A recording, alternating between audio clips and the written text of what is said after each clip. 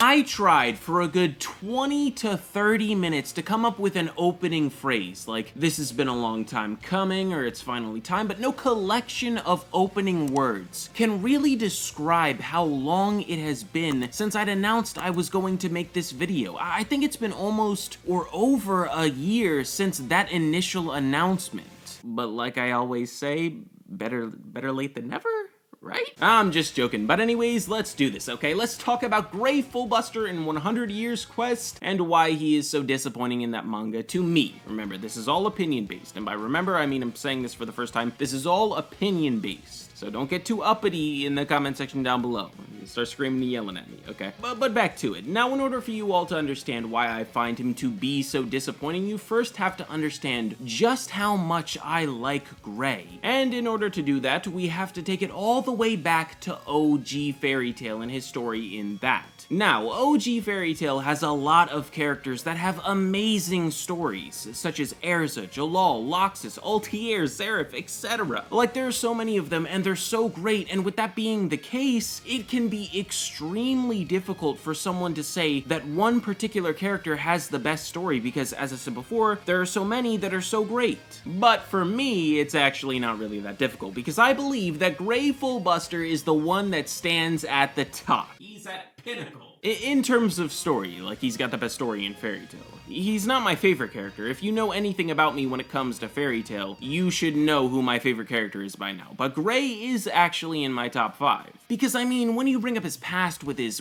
family, and Ura, and Leon, and Deliora, then you got the Galuna Island arc, and then the Tartarus arc, bro. The Tartarus arc? That is basically his arc, and in it he battles against his own father, then gains the devil-slaying magic from him as a parting gift, and with the help of Natsu, he takes down Margir. Then we get to the final arc where he learns Natsu is END and their brotherhood is put to the ultimate test. Also, on top of all of that awesome story, Gray was always just cool. But yeah, his story is epic. It's the best one in Fairy Tail, bar none, boy! Well, Seraph is like a close second. He almost ties with Gray in my opinion, but Gray, I think he just edges it out a little bit. Now that hopefully you all understand just how much I like Gray, it's time to talk about why he is so disappointing in Fairy Tail's sequel. The question is, where to start though? Time to contemplate like I didn't already have this all planned out. I know! Let's start at his fights, then I'll talk about how he compares to the rest of the main crew, then finally I'll get to his goal. Okay.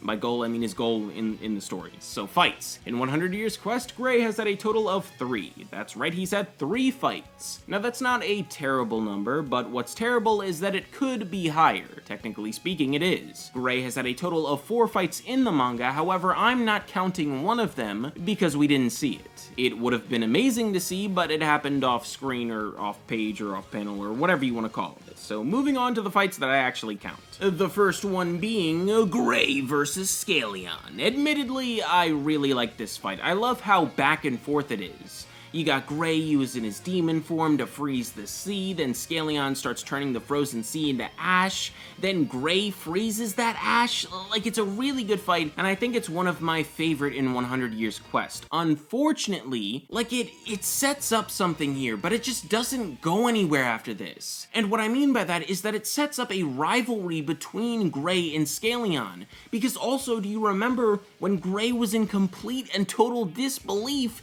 at the fact that the ship that the 5th generation Dragon Slayers were using was made out of ash make magic? And he was like, there can't be a make magic that precise. Yeah, I thought that was the setup for their rivalry, because not only did Gray take a massive L, and like he didn't stand a chance, but also they both have make magic. But I guess that was just never in the plan, because not only has he not gotten a rematch yet, but they haven't even seen each other since then. So I don't actually even know why that make magic comment was put in there if there wasn't going to be something between them. Moving on though, the second fight is Gray versus the Thunder Legion. This is again a fight that I really like. Gray's ice magic is basically unusable, so he needs to use the demon side of his devil slaying magic in order to win the fight. My only real problem with the fight is just how short it is, and I know it should be that short because Gray is way stronger than the Thunder Legion at that point. It's just, it was still way too short. He should have gone up against a more worthy foe or foes, so we could have had a lengthy Gray fight. Because all the battles he's had so far have not been long at all. They are fairly short, and it's disappointing. But now on to the third and final fight, which is Gray and Juvia versus Metro. There's not much to say about this one actually, except for the short thing, but other than that, it was pretty good. But now, let's talk about how he compares to the rest of the main crew, meaning Team Natsu, which consists of obviously Natsu, Gray, Erza, Lucy, and Wendy. Happy and Carla too, but they're not really relevant to this conversation, so anyways, the first thing that I want to compare are new abilities and power-ups. There have been a plethora throughout 100 Years Quest. Erza has gotten a total of 3 new swords. There's the Belsirion sword, which is like a dragon-slaying sword. Then you have the Fire Dragon Flames and the Ice Demon's Cold Air. Those were swords enchanted with Natsu's Fire and Gray's Ice. Speaking of Natsu, he has attained the ability to combine the flames of different dragons that he's eaten the fire of. In addition, he also got this new sort of corrupted, more powerful Dragon Force form, and he can now use Thought Projection. Then there's Lucy, who is able to use Star Dress combinations. She can combine the different dresses that she gets from her celestial spirits to deliver insane damage. After that, we got Wendy, who now has access to the powers of Irene Belsirion, one of the most powerful wizards to ever live. Finally, though, there's Gray, who, yeah, he didn't really get any new powers or abilities. I mean, I guess you could call him using the demon side of his devil-slaying magic new, but I wouldn't. Gray, unfortunately, got the shaft in that area. He also got the shaft in another area when compared to Team Natsu, and that area is fights. Yeah, we're talking about fights again. Because when Team Natsu goes up against the 5th generation Dragon Slayers,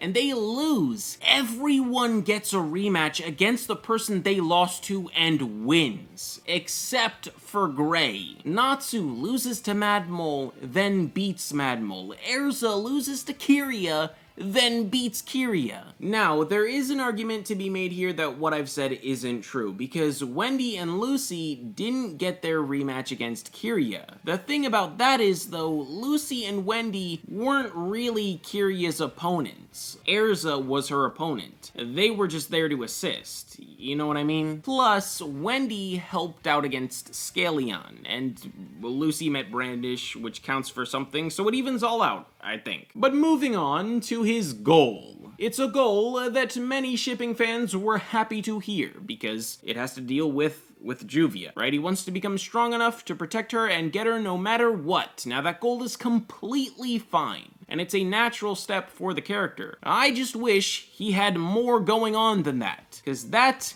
in and of itself, is a little boring to me. Like if he had that priorly mentioned rivalry going on with Scaleon, or at least an ambition to defeat Scaleon, that would be so much better, and it would make things a whole lot more interesting. It baffles me a little bit that he doesn't even have like the slightest desire to beat Scaleon. You took a massive whopping L, and it's like you don't even care. But listen, after putting all that on the table, at the end of the day, my problem with Gray is that he used to be epic. And right now, he's just not. You could say, oh, we're only on, like, chapter 66 or whatever, just give it time. But nah, because you want to know who's still epic? Natsu, Erza, Wendy, and Lucy. So here's what I think should happen with him, because I just don't want to come on here and complain and then not give a solution. I want to possibly provide an answer for this problem. Therefore, I think he needs some sort of sub-goal, whether it's defeating Scaleon or I don't know, something like that.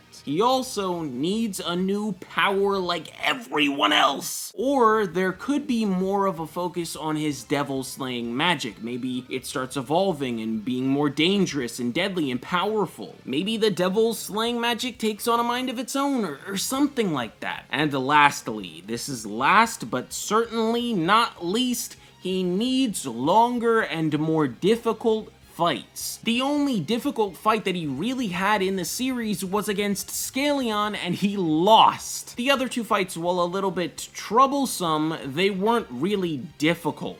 So just to review, he needs a sub-goal, a new power, or an evolution of the power that he's already got, that being the Devil Slaying Magic, an evolution of that power, and he needs longer fights. But anyways, that's going to do it for this video. If you guys agree or disagree with me, let me know in the comment section down below. While you're down there, make sure you like and subscribe with the notifications on as well.